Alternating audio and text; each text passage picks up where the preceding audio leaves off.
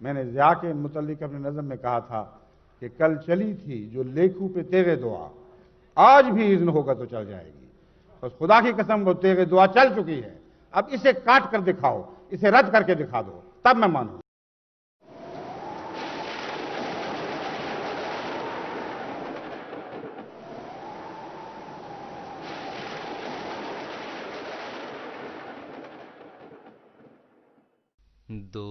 General Zia الحق نے 1977 میں اقتدار پر قبضہ کیا۔ بعد ازاں اپنے اقتدار کو دوام بخشنے کے لیے مختلف اخلاق سوز حربے استعمال کرنا شروع کیے۔ انہی حربوں میں سے ایک حربہ ملاؤں کی خوشنودی حاصل کرنا تھا۔ ملاؤں کی اس خوشنودی کے حصول کے لیے 1980 کی دہائی کے اوائل ہی سے ضیاء الحق نے اسلام کے نام پر مختلف اقدامات اٹھانے شروع کیے۔ ان اقدامات میں سے ایک قدم جماعت احمدیہ پر عرصہ حیات تنگ کرنا بھی تھا۔ لہٰذا 1984 میں ضیاء الحق نے ایک آرڈیننس جاری کیا جس کے تحت احمدی مسلمانوں کے لیے خود کو مسلمان ظاہر کرنا اور اسلامی شعار استعمال کرنا ایک قابل سزا جرم ٹھہرا۔ اس آرڈیننس کے اجرا کے بعد لاتعداد احمدی مسلمانوں کو کلمہ پڑھنے، نماز ادا کرنے، اذان کہنے اور قرآن پاک کی تلاوت کرنے کے جرم میں قید و بند کی صعوبتیں برداشت کرنی پڑیں۔ ضیاء الحق نے اسی پر بس نہ کی بلکہ جماعت احمدیہ پر جھوٹی اور گندی بہتان تراشیوں کے میدان میں بھی ملاؤں کو پیچھے چھوڑ جانے کی کوشش کی۔ چنانچہ جماعت احمدیہ کے چوتھے خلیفہ حضرت مرزا طاہر احمد صاحب نے اپنے خطبہ جمعہ مورخہ 14 دسمبر 1984 میں ضیاء الحق کو اس کے ان جرائم اور مظالم پر بڑے واضح الفاظ میں تنبیہ کرتے ہوئے فرمایا: بحیثیت ایک مذہبی رہنما کے مذہب میں دخل اندازی اور مذہبی اقدار کو بالائے طاق رکھتے ہوئے کسی مذہبی جماعت پر نہایت گندے بہتان تراشنا اور جھوٹے الزام لگانا، یہ ایسے معاملات ہیں جن کے متعلق میری ذمہ داری ہے کہ میں ان کو متنبع کروں۔ حضرت مرزا طاہر احمد صاحب کی ضیاء الحق کو یہ تنبیہ صرف ایک تنبیہ نہ تھی بلکہ ایک ایسے جلالی اور الہی انظار کا رنگ بھی رکھتی تھی جو اپنے وقت پر لفظاً پورا ہوا۔ چنانچہ آپ فرماتے ہیں: جماعت احمدیہ تو خدا تعالیٰ کے فضل سے ایک والی رکھتی ہے، ایک ولی رکھتی ہے۔ جماعت احمدیہ کا ایک مولا ہے اور زمین و آسمان کا خدا ہمارا مولا ہے، لیکن میں تمہیں بتاتا ہوں کہ تمہارا کوئی مولا نہیں۔ خدا کی قسم، جب ہمارا مولا ہماری مدد کو آئے گا تو کوئی تمہاری مدد نہیں کر سکے گا۔ خدا کی تقدیر جب تمہیں ٹکڑے ٹکڑے کرے گی تو تمہارے نام و نشان مٹا دیے جائیں گے اور ہمیشہ دنیا تمہیں ذلت اور رسوائی کے ساتھ یاد کرے گی۔ مگر صد افسوس ضیاء الحق اس تنبیہ اور الہی قہر سے متعلق انظار کو خاطر میں نہ لایا بلکہ جماعت احمدیہ کے خلاف اس کے مجرمانہ مظالم میں شدت آتی چلی گئی، یہاں تک کہ دنیاوی اقتدار اور طاقت کے نشے میں ضیاء الحق جماعت احمدیہ کو صفحہ ہستی سے مٹانے کے خواب دیکھنے لگا۔ اس مشکل وقت میں اللہ تعالیٰ کے قائم کردہ خلیفہ نے نہ صرف اپنی جماعت کو تسلی دی بلکہ ایک بار پھر ضیاء الحق کے عبرتناک انجام کی خبر کچھ یوں دی: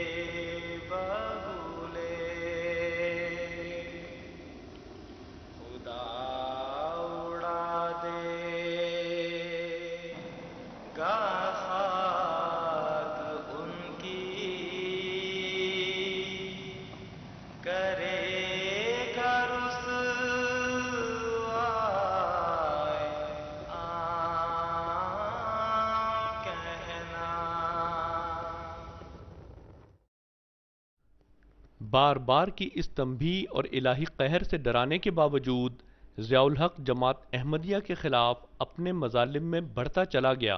یہاں تک کہ جماعت احمدیہ کے چوتھے خلیفہ حضرت مرزا طاہر احمد صاحب نے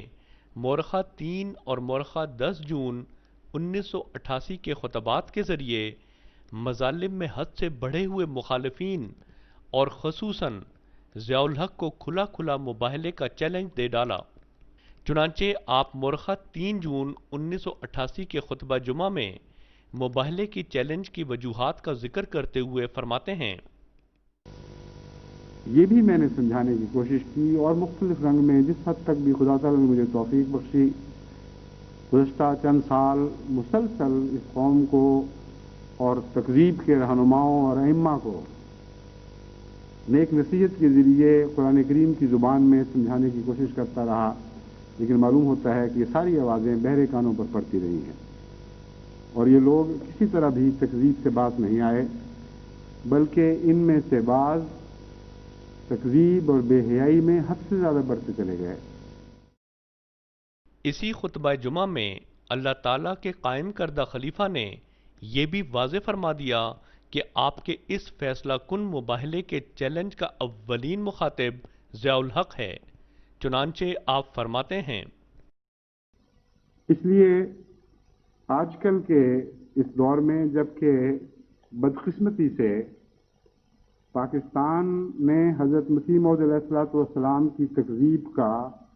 اس دور میں جھنڈا اٹھا لیا ہے اور پاکستان کے بدنصیب سربراہ نے جو پہلے ڈکٹیٹر کے طور پر ظاہر ہوئے، پھر اس کے بعد صدر کا چولہ پہنا، پھر واپس آمریت کی طرف رخ اختیار کیا، اور حال ہی میں جو واقعات رونما ہوئے ہیں ان سے پتہ چلتا ہے کہ دوبارہ آمریت کا لباس اگر کھلم کھلا نہیں پہنیں گے تو عملاً پہن کر اس حیثیت سے اپنے عرصہ حیات کو لمبا کرنے کی کوشش کریں گے۔ وہ اس وقت حضرت مسیح موعود علیہ الصلوۃ والسلام کی تکذیب کے سب سے بڑے لمبردار ہیں۔ کل چلی تھی جو حضرت مرزا طاہر احمد صاحب نے نہ صرف یہ تصریح فرمائی کہ دراصل ضیاء الحق ان کے مباہلے کے چیلنج کا اولین مخاطب ہے، بلکہ اپنے خطبہ جمعہ فرمودہ 1 جولائی 1988 کے ذریعے یہ بھی واضح کر دیا کہ ضیاء الحق چیلنج قبول کرے یا نہ کرے، چونکہ وہ مظالم اور تکذیب کرنے والوں کا سرغنہ ہے اور بار بار کی تنبیہ کے باوجود مظالم سے باز نہیں آیا، اس لیے مظالم میں جاری رہنا ہی اس کا مباہلے کے چیلنج کو قبول کرنے کے مترادف ہے۔ لیکن چیلنج قبول کریں یا نہ کریں، کیونکہ تمام ائمۃ المکفرین کے امام ہیں اور تمام اذیت دینے والوں میں سب سے زیادہ ذمہ داری سے ایک شخص پر عائد ہوتی ہے جنہوں نے معصوم احمدیوں پر ظلم کیے ہیں، اور اس ظلم کے پیچھے پڑ کر جھانکنے کی کوشش کی ہے کہ جو میں نے حکم جاری کیا تھا وہ جاری ہو بھی گیا ہے کہ نہیں، اور ایک معصوم احمدی کیسی تکلیف محسوس کر رہا ہے۔ جب تک یہ پتہ نہ چلے ان کو لذت محسوس نہیں ہوتی تھی۔ ایسے شخص کا زبان سے چیلنج قبول کرنا ضروری نہیں ہوا کرتا، اس کا اپنے ظلم و ستم میں اسی طرح جاری رہنا اس بات کا نشان ہوتا ہے کہ اس نے چیلنج کو قبول کر لیا ہے۔ صرف یہی نہیں بلکہ ضیاء الحق کی عبرتناک موت سے محض 5 روز قبل یعنی مورخہ 12 اگست 1988 کے خطبہ جمعہ میں حضرت مرزا طاہر احمد صاحب نے اپنے ایک رویا صادقہ کا تفصیلاً ذکر فرمایا۔ بعد ازاں اس رویا صادقہ سے استنباط کرتے ہوئے اسی خطبہ جمعہ میں آپ نے ارشاد فرمایا، اس رویا سے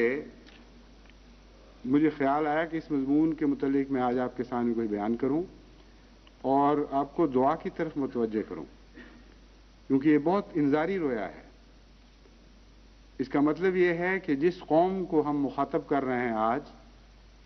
جس کو ہم نے مباہلے کی دعوت دی ہے، بدقسمتی سے ان کے مقدر میں خدا تعالیٰ کی ناراضگی کا دن دیکھنا ہے. ورنہ اللہ تعالیٰ اس رنگ میں مجھے یہ پیغام نہ دیتا کہ ہسٹری ریپیٹس اٹ سیلف، اس میں کوئی تبدیلی نہیں دیکھو گے، مجرموں کو خدا ضرور سزا دے گا. بس اس موقع پر جبکہ مباہلہ کی دعوت غیروں کو دی گئی ہے، اس وجہ سے خصوصیت سے کہ یہ استہزاء میں بڑھ رہے ہیں اور اپنے گزشتہ کردار میں کوئی تبدیلی پیدا نہیں کر رہے، استہزاء میں بھی بڑھ رہے ہیں، ظلم میں بھی بڑھ رہے ہیں، اور حکومت کا جہاں تک تعلق ہے وہ معصوم احمدیوں پر قانونی حربے استعمال کر کے طرح طرح کے ستم ڈھا رہی ہے. اور آپ کو یاد ہوگا کہ میں نے آغاز ہی میں حکومت کو یہ متنبہ کیا تھا کہ آپ اگر اپنی شان کے خلاف بھی سمجھتے ہوں چیلنج کو قبول کرنا، اگر آپ زیادتیوں سے باز نہ آئے اور ظلم و ستم کی یہ راہ نہ چھوڑی، تو جہاں تک میں سمجھتا ہوں خدا کی تقدیر اسے مباہلے کے چیلنج قبول کرنے کے مترادف بنائے گی اور آپ سزا سے بچ نہیں سکیں گے. اس لیے اگرچہ بارہا کثرت کے ساتھ احمدیوں کی تکلیفوں کی خبریں مل رہی ہیں، لیکن مجھے کامل یقین ہے کہ یہ مقابلہ اب خدا سے ہے ان لوگوں کا، اور اس میں جماعت احمدیہ اب نہ کچھ کر سکتی ہے، نہ اس کے کرنے کا کوئی محل اور مقام ہے،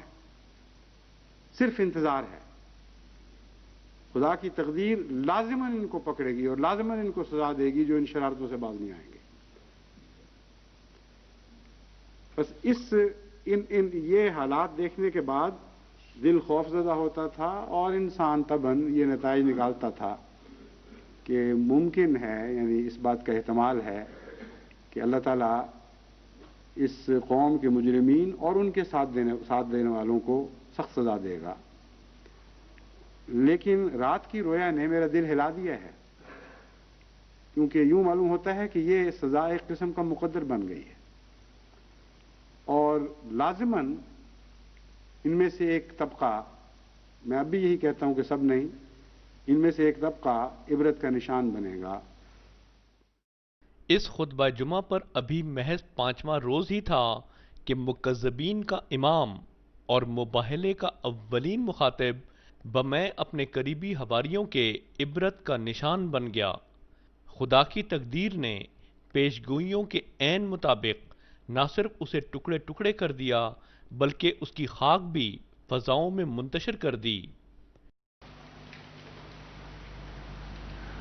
جماعت احمدیہ تو خدا تعالیٰ کے فضل سے ایک والی رکھتی ہے، ایک ولی رکھتی ہے.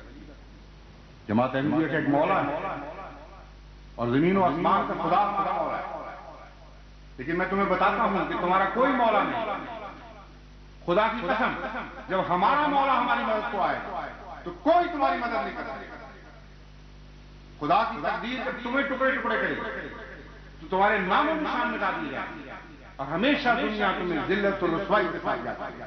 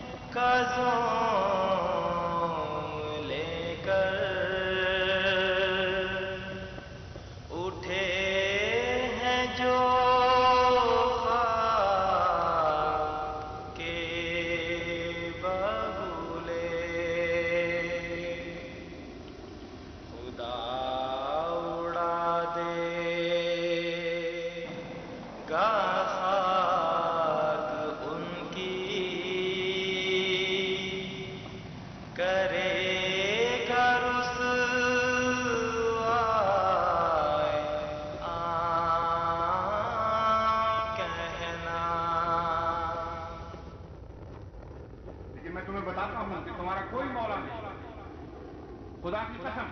جب ہمارا مولا